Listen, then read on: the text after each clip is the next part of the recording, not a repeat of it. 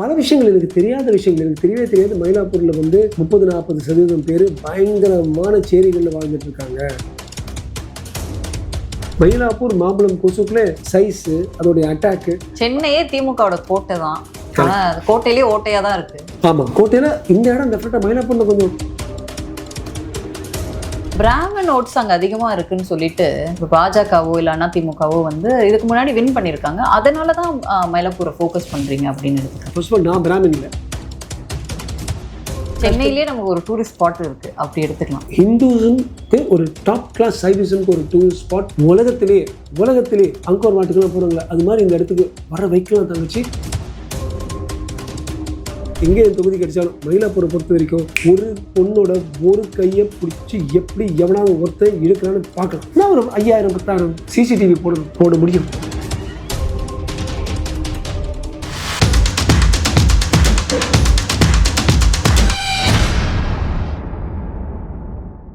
சுதேசி தமிழ் நேயர்களுக்கு வணக்கம். இன்றைய நமது சிறப்பு நேர்காணல்ல நம்ம கூட பேச போறவர் பாஜகவின் மருத்துவ அணியின் மாநில செயலாளர் டாக்டர் ஜே.எஸ். ராஜ்குமார் அவர்கள். அவரோட தான் பேசுவோம். ஆனா வணக்கம். வணக்கம் லங்கேஸ்வரி தங்கச்சி, எப்படி இருக்கீங்க? நல்லா இருக்கேம்மா. இப்ப நீங்க தொடர்ந்து சோஷியல் சர்வீஸ் பண்ணாலுமே சமீப காலங்கள்ல ஒரு தொகுதியை எடுத்து நீங்க ஒர்க் பண்ணியிருக்கீங்க.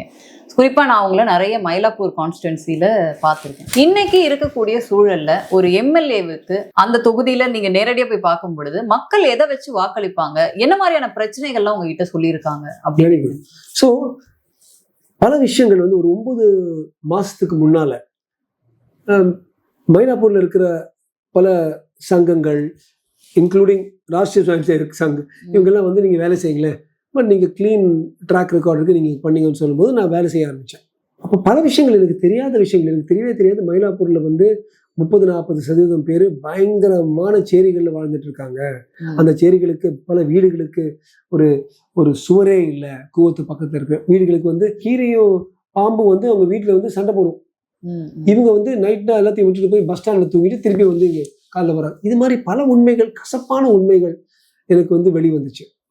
எப்படி டிராஃபிக்ல மக்கள் கஷ்டப்படுறாங்க, கொசுக்கள். அதாவது நான் வந்து மோடியோடைய போன பிறந்தநாளுக்குரிய 75வது அவருடைய பிறந்தநாளுக்கு 75வது வாட்டி நான் ரத்தம் டொனேட் பண்ணேன். ஆனால் மயிலாப்பூருக்கு போகும்போது டெய்லி பிளட் டொனேஷன் தான். ஏன்னா அந்த கொசுவில் அவ்வளோ பெருசாக இருக்குது, அவ்வளோ ரத்தம் குடிக்கும் ஒவ்வொரு கொசும். மயிலாப்பூர் மாம்பழம் கொசுக்குள்ளே சைஸு அதோடைய அட்டாக்கு. சென்னையே திமுகவோட கோட்டை தான். கோட்டையிலேயே ஓட்டையா தான் இருக்கு. ஆமா, கோட்டையில இந்த இடம் டெஃபினட்டா மயிலாப்பூர்ல கொஞ்சம் டீட்டெயிலா பார்த்த விவரங்கள் பார்க்கும்போது கிட்ட போகும்போது தான் அங்க இருக்கிற அசிங்கங்கள், அதுல இருக்கிற நாற்றம், அதுல இருக்கிற சாப்பாடின்மை, வேலையின்மை, வீடின்மை அவ்வளவு மோசமா இருக்கு. ஸோ அது ஒண்ணு. ரெண்டாவது, மயிலாப்பூர் மக்கள் வந்து படிச்சவங்க. அவங்க கிட்ட ரொம்ப நம்ம ஆடம்பரமா நடந்தா கூட பிடிக்காது. நம்ம வேலையை மட்டும் குவாய்ட்டா பண்ணிட்டு இருந்தா, இப்ப கூட 9 மாசமா வேலை செஞ்சுட்டு இருக்கேன். அந்த மாட வீதியில நம்ம சுத்தினாலே பலர் நடக்கும்போது டாக்டர் தான் நான் பார்த்துருக்கேன், நல்லா பண்ணுறேங்க, வரணும் நீங்கள் வரணும், யூ ஷுட் கம். இல்லை, இந்த பிராமன் ஓட்ஸ் அங்கே அதிகமாக இருக்குன்னு சொல்லிட்டு இப்போ பாஜகவோ இல்லை அதிமுகவோ வந்து இதுக்கு முன்னாடி வின் பண்ணியிருக்காங்க. அதனால தான் மயிலாப்பூரை ஃபோக்கஸ் பண்ணுறீங்க அப்படின்னு எடுத்துக்கலாம். நீங்கள் கடந்த ஃபர்ஸ்ட் ஆஃப் ஆல் நான் பிராமின் இல்லை, மனைவி பிராமினாக இருந்தால் கூட கடந்த 5-9 வருடங்களில் 15-25% பிராமின்ஸ் அங்கேருந்து நங்கநல்லூர், ஆதம்பாக்கம், மடிப்பாக்கம், ஒரு சிலர் வந்து கேளம்பாக்கம், வேளாச்சேரி அங்கிருந்து ஷிஃப்டா இருக்காங்க. எஸ்ஐஆர்ல அவங்க எல்லாம் அங்க போயிட்டு இருக்காங்க. ஏன் அப்படி பண்ணாங்கன்னா, இங்க வந்து ட்ரிப்ளிகேன்ல இருந்து மயிலாப்பூருக்கு வராங்க. மயிலாப்பூர்ல வந்து கொஞ்சம் விலையெல்லாம் அதிகமாகும் பொழுது இங்க இருந்து இன்னும் கொஞ்சம் தள்ளி போய் இங்க ஒரு வீடு, சின்ன வீடு, peaceful plus much bigger flat OMR or Velachery அல்லது நங்கநல்லூர் மணிப்பாக்கம் அவ்வளோ இருக்காங்க. ஸோ அங்கே வந்து பிராமின்ஸ் இன்க்ரீஸ் ஆகிருக்கு, இங்கே கம்மியாக இருக்குது. இப்போ கூட இருக்காங்க, கணிசமாக இருக்காங்க, 20-25%. இப்போ நீங்கள் பார்த்தீங்கன்னா அந்த ஆலந்தூர், அதாவது நங்கநல்லூர், மணிப்பாக்கமும் மயிலாப்பூர், டி நகர், இந்த 3 இடங்கள்ல தான் 15-25 கணிசமான ஓட்டு இருக்கு. ஆனால் 25% வச்சு ஒரு பெரிய பூஸ்ட் கிடைக்கலாமே தவிர அதை வச்சு மட்டும் எலெக்ஷனை வின் பண்ண முடியாது. அந்த இப்போ நீங்க இந்த தொகுதியில வேலை பார்க்கும் பொழுது இப்போ முன்னாடி காலங்கள்ல அவங்களுக்கு வந்து வாக்குறுதிகள் சிலது கொடுத்துருக்காங்க, இதெல்லாம் ஃபில்ஃபில்லே பண்ணல. மக்கள் வந்து என்கிட்ட பாஜக அங்க போய் வேலை பார்க்குது, மக்கள் வந்து என்கிட்ட இந்த கேள்விகள்லாம் வைக்கிறாங்க, ஆளும் கட்சி இதெல்லாம் செய்யல அப்படின்ற மாதிரி குற்றங்கள் இருக்கும் இல்லையா? கண்டிப்பா. ஸோ அது மாதிரி என்ன ரிசீவ் பண்ணீங்க? பல விஷயங்கள், டிராஃபிக், சுவேஜ், வாட்டர், இந்த சானிடேஷன், வேக்சினேஷன், எங்கெல்லாம் மெட்ரோ நடக்குதோ அந்த மெட்ரோ நடக்கும்போது டிஸ்பிளேஸ்மெண்ட் நடக்கும். மெட்ரோ ட்ரில்லிங் பண்ணும்போது ஆமா. ஒவ்வொருத்தருடைய முதல் முறையா என் வாழ்க்கையில் நான் பார்த்தேன். இந்த ட்ரில்லிங் பண்ற அந்த வைப்ரேஷன்ல பலருடைய சுவரே அப்படியே உடைஞ்சி இருந்துச்சு. அங்க வந்து ஒரு கொசுவலை போடுறாங்க. அந்த கொசுவலை வந்து ஒரு எலி கடிச்சு வைக்குது. அந்த எலி கடிச்ச வந்து ஓட்டையில பாம்பு உள்ள வருது. இது மாதிரியான விஷயங்கள் என் கண்ணை திறந்துச்சு. சரி, நிறைய விஷயம் பண்ணலாம். அண்ட் இட்ஸ் நாட், அதாவது நம்ம எப்படிப்பா ஒரு நாட்டுக்கு ஃபுல்லாக பண்ணுறதுனா இல்லை, ஒரு தொகுதி தானே. இது மாதிரி ஒரு 30,000-40,000 பேர் கஷ்டமான நிலைமையில இருக்காங்க. அவங்க வந்து ஒரு 40-50 இடங்கள் அது மாதிரி இருக்காங்க. எதுவுமே செய்ய முடியாத செயல்கள் இல்லை, ஒழுங்காக மனசு வச்சா பண்ணோம். இப்போ நான் வந்து திமுகவை எதிர்க்கிறதுக்கு பதிலாக முதல் ஒரு சில மாதங்கள் இது வரைக்கும் ஆக்சுவலாக எதிர்க்கலை. அங்கே இருக்கிற எம்எல்ஏ திமுக, அவரும் எனக்கு தெரிஞ்சவர் தான். அவரும் எனக்கு உதவி செஞ்சார். அவருடைய உதவி நாடி மக்களுக்கு செய்ய வேண்டியதை நான் பண்ணிட்டு வந்தேன். அதாவது மக்களுக்கு பண்ணணுங்கிறது என்னுடைய பிரைமரி கோல். அவரோட மூளையை முட்டணும். வேணும்னா ஒரு மேபி ஒருவேளை அவரும் நானும் முட்டுறதாக இருந்தா சொல்லவே முடியாது. பாஜக ஹூல் கேத்து டிக்கெட் அப்ப சொல்லலாம், இதெல்லாம் பண்ணல நான் சொல்லிட்டு அப்புறம் தான் அவர் பண்ணாரு சொல்லலாம். பட் அப்போதைக்கு மை பாயிண்ட் வாஸ் அதை பண்ணி முடிக்கணும். ஒருவேளை வந்து பாஜகவுக்கு அங்க களம் இருக்கு, உங்களுக்கோ இல்ல மற்றவங்களுக்கோ அங்க வாய்ப்பு இருக்கு அப்படின்னா என்ன வாக்குறுதிகள் வந்து கொடுத்தா இந்த மக்கள் மத்தியில பெரிய விஷயமா இருக்கும்? தேர்தல் வாக்குறுதியா இந்த மயிலாப்பூர் இஸ் பிரைம், அங்கேயே வந்து இவ்வளவு குறைபாடுகள் இருக்கு அப்படின்னும் பொழுது அப்ப அந்த மக்களுக்கு என்ன நீடு இருக்கு, என்ன வாக்குறுதிகள் கொடுத்தா அங்க வந்து வெற்றி வாய்ப்புகளுக்கு? ஒரு சில வாக்குறுதிகள் ஒரு பட்டியல் மாதிரி நம்ம போட்டு வச்சிருக்கோம். அது ஃபுல்லா நான் ரீட் அவுட் பண்ண மாட்டேன், பிரைவசி இதுக்கான. பட் ஒரு சிம்பிளா சொல்றேன், 4 மாட வீதிகள் இருக்குல்ல, அந்த மாட வீதிகளை நம்ம ஒழுங்கா அலங்கரிச்சு கம்ப்யூட்டர் திருத்தி அழகா தேவாரம் திருவாசகம் அங்க வாசிக்க, அங்க வந்தாலே ஒரு தேவலோகம் மாதிரி, ஒரு கைலாசத்துக்கு. ஆஃப்டர் ஆல் நீங்க படிச்சீங்கன்னா, இவ்வளவு படிச்சேன் நான் மயிலாப்பூரை பத்தி. ஸ்ரீராமர் இங்க வராரு, வந்துட்டு 7 கோயில்கள்ல அங்க வழிபட்டு அப்புறம் அவர் போறாரு ராவணனை வதம் செய்யறதுக்கு. அந்த 7 கோயில்கள் சிவன் கோயில்கள் அங்க இருக்கிறதுனாலதான் கைலையே மயிலைக்கு வந்துருச்சு. கைலை என்பது மயிலை, மயிலை என்பது கைலைங்க பேர் வந்துருச்சு. சோ இந்த இடத்த வந்து அந்த 7 கோயில்கள் பாத்தீங்கன்னா 2 கிலோமீட்டருக்குள்ள இருக்குது. அந்த 7 கோயில்களை எப்படி நம்ம பண்ணணும்னா, ஒவ்வொரு ஹிந்து எங்க இருந்தாலும் 1 பில்லியன் ஹிந்துஸ் இருந்தாங்கன்னா, அந்த 1 பில்லியன் ஹிந்துஸ் உலகத்துல இருந்து வந்து வாழ்க்கையில ஒரு முறையாவது எப்படி காசிக்கு போகணும் அடிச்சுக்கிறாங்கல்ல, அது மாதிரி மயிலையில வந்து அந்த தேவான திருவாசகம் நான் கேட்டுட்டு போகணுங்கிறது எனக்கு ஒரு கற்பனை.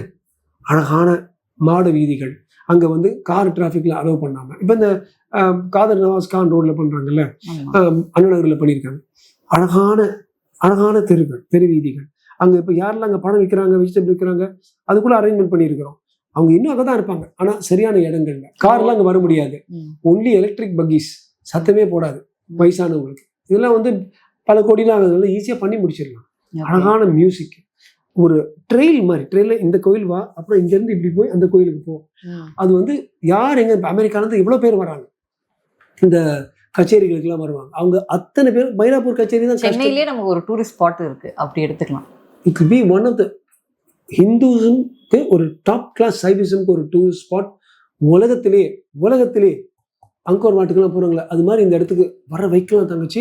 அந்த அழகும் அந்த ஒரு வசீகரமும் மயிலாப்பூருக்கு இருக்கு. அதை பார்த்தா ஐயோ இப்படி பண்ணிக்கலாமே, ஒரு 2-3 பெரிய மல்டி லெவல் கார் பார்க்ஸ் போட்டுருவோம். ஸோ தட் பீப்புள் எல்லாம் அங்கே பார்க் பண்ணி நீட்டாக அங்கே போய் பண்ணிட்டாங்கன்னா. கண்டிப்பா அதுல பார்க்கிங் இஷ்யூஸ் நிறைய இருக்கு, அந்த பயங்கர பார்க்கிங். சிங்கப்பூர், துபாய், மலேசியா இந்த பக்கம், ஸ்ரீலங்கா அந்த பக்கம், யூகே, அமெரிக்கா, அங்கிருந்து லட்சக்கணக்கான மக்கள் மாசம் வந்து இங்க வந்து அவங்க வந்து என்ஜாய் பண்ணிட்டு இதாண்டா சொர்க்கம் நினைச்சிட்டு போவோம்.